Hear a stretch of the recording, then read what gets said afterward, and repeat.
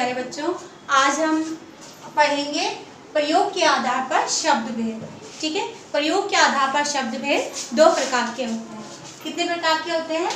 दो प्रकार के। ठीक है, जिसमें है विकारी शब्द और अविकारी शब्द। विकारी शब्द का सबसे पहले अर्थ जानेंगे। विकार का मतलब होता है परिवर्तन। विकार का क्या मतलब होता है? परिवर्तन, यानी कि किसी भी चीज में परिवर्तन लाना विकार कहलाता है। विकारी शब्द का अर्थ, वे शब्द जिनका रूप बदलता है उन्हें विकारी शब्द कहते हैं। ठीक है, अर्थात जिन शब्दों में लिंग, वचन, कारक और काल आदि के कारण कोई विकार यानी परिवर्तन होता है उन्हें विकारी शब्द कहते हैं। अब नंबर 1 पर जानेंगे। लिंग के द्वारा, ठीक है, लड़का पढ़ता है तो क्या आ जाएगा आपका? लड़की पढ़ती है। इसमें परिवर्तन हो रहा है ना, देखो लड़का, और लड़का क्या है? पुल्लिंग है। हमने इसे स्त्रीलिंग में चेंज कर दिया, लड़की पढ़ती है। इसमें परिवर्तन हुआ। वचन के आधार पर लड़की खेलती है, लड़की एक है, खेलती है, तो हम क्या कर देंगे? इसे बहुवचन में कन्वर्ट कर देंगे, लड़कियां खेलती है। इसमें भी परिवर्तन हुआ। कारक के आधार पर लड़का पढ़ता है तो क्या हो जाएगा? लड़के को बहुत पढ़ने दो। ठीक है, इन सब में परिवर्तन हो रहा है, यानी कि ये विकारी शब्द है, इनमें परिवर्तन हो सकता है। लिंग के आधार पर, वचन के आधार पर, कारक के आधार पर और काल के आधार पर भी परिवर्तन लाया जा सकता है। अब विकारी शब्द के भी 4 भेद होते हैं, तो अब उनके बारे में मैं आपको बताती हूँ। देखो बेटा, विकारी शब्द के भी 4 भेद होते हैं। ठीक है, संज्ञा के आधार पर, सर्वनाम के आधार पर, विशेषण के आधार पर और क्रिया के आधार पर विकारी शब्द के 4 भेद होते हैं। ठीक है, 4 भेद के अनुसार इसमें परिवर्तन लाया जा सकता है। संज्ञा के, सर्वनाम के, विशेषण के और क्रिया के आधार पर। संज्ञा के आधार पर देखो कैसे? लड़का, ठीक है, लड़का का क्या हो जाएगा? लड़के, लड़की, लड़कों, पत्ता, पत्ते। ठीक है, ऐसे सर्वनाम के आधार पर वह का वे, तुम, तुम्हारा, मैं, हम। ठीक है, विशेषण के आधार पर नीला, नीले, नीली, भला का भला, भले, भली। ठीक है, ये परिवर्तन किया जा सकता है। क्रिया के आधार पर पढ़ता, पढ़ते, पढ़ा, पढ़ेंगे। फिर चलता का जैसे चलता, चली, चलते।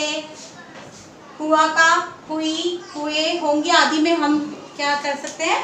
परिवर्तन कर सकते हैं। इन 4 आधारों पर विकारी शब्द में परिवर्तन हम कर सकते हैं।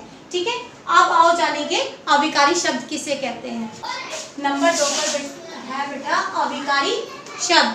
आइए जानेंगे अविकारी शब्द किसे कहते हैं। वे शब्द जिनका रूप नहीं बदलता है उन्हें अविकारी शब्द कहते हैं, यानी कि जिनके रूप में कोई परिवर्तन नहीं होता है वो क्या कहलाते हैं? अविकारी शब्द कहलाते हैं। हाँ, दूसरा एक और बात, अविकारी शब्द को अव्यय शब्द भी कहा जाता है, अव्यय शब्द भी कहलाते हैं। ठीक है, अर्थात जिन शब्दों में लिंग, वचन, कारक, काल आदि के कारण कोई विकार या परिवर्तन नहीं होता है उन्हें अविकारी शब्द कहते हैं। अविकारी शब्द भी 4 प्रकार के होते हैं। इसके कितने भेद होते हैं? 4 भेद होते हैं। ठीक है, नंबर 1 पर है क्रिया विशेषण, संबंध बोधक, समुच्चय बोधक और विस्मयादि बोधक। ठीक है, अविकारी शब्द 4 भागों में बांटा गया है।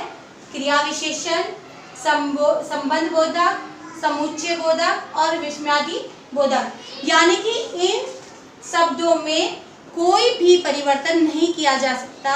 ये चाहे लिंग के आधार पर हो, वचन के आधार पर हो, कारक और काल के आधार पर हो, ये ऐसे के ऐसे ही प्रयोग में आते हैं, वो अविकारी शब्द कहलाते हैं। जैसे देखिए क्रिया विशेषण के आधार पर।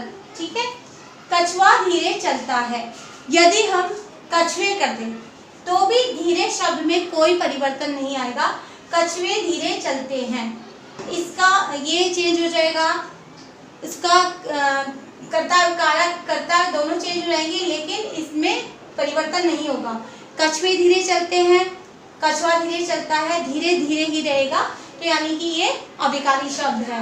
वे कल आएंगे, वो कल आएगा, वे कल आएंगे, कल में कोई परिवर्तन नहीं होगा, तो ये क्या है? अविकारी शब्द है।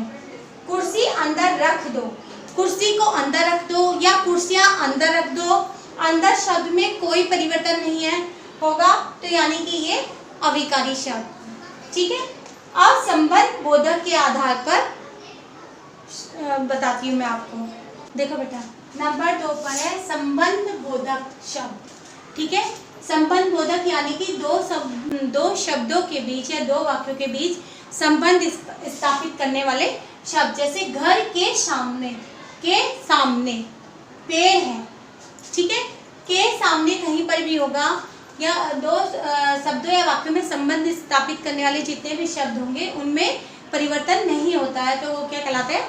अविकारी शब्द कहलाते हैं। जैसे समुच्चय बोधक शब्द, समुच्चय बोधक शब्द यानी कि दो शब्दों और वाक्यों को जोड़ने वाले शब्द, जैसे और, क्योंकि, इसलिए, ताकि, किंतु, परंतु, इन सब में भी कोई परिवर्तन नहीं होता। ये किसी भी वाक्य के बीच में आ जाते हैं, इन शब्दों में कोई परिवर्तन नहीं होता, तो ये भी अविकारी शब्द कहलाते हैं।